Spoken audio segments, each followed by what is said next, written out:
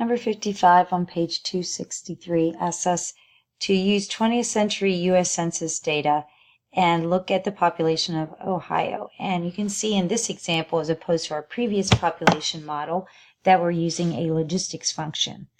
And it is showing the populations in millions of people. So the constant 12.79 represents over 12 million people.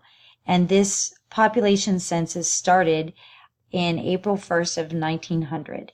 So based on this model, we want to know when was the population of Ohio 10 million people. So we're looking at a great deal of data. So what we want to do is find out when P of T equaled 10 million. So P of T is going to be 10. And we're going to use our graphing calculator and find out when 10 intersects with our function for the population of Ohio. So let me just write down our function that we're using.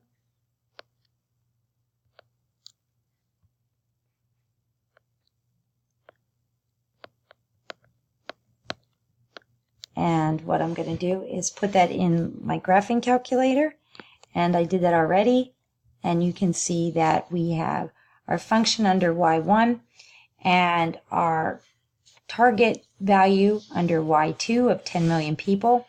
Now I know it's going to happen later on, not close to 0. So what I did was I figured it's going to be at least 50 years. So I looked between 50 and 75, and I'm counting by 5s. And I have my y values between 0 and 12 million. I'm counting by 2s. So when I did that, I have my blue graph is my logistics model for my population, and the red line is our 10 million target.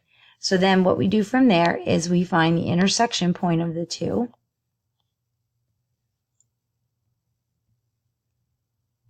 And we can see that the intersection point is at 69.67 or 69.7. So from our model, we can get that our x value is 69.7 years have passed.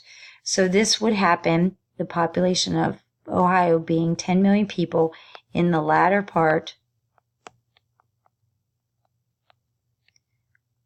of 1969, since our starting time was 1900.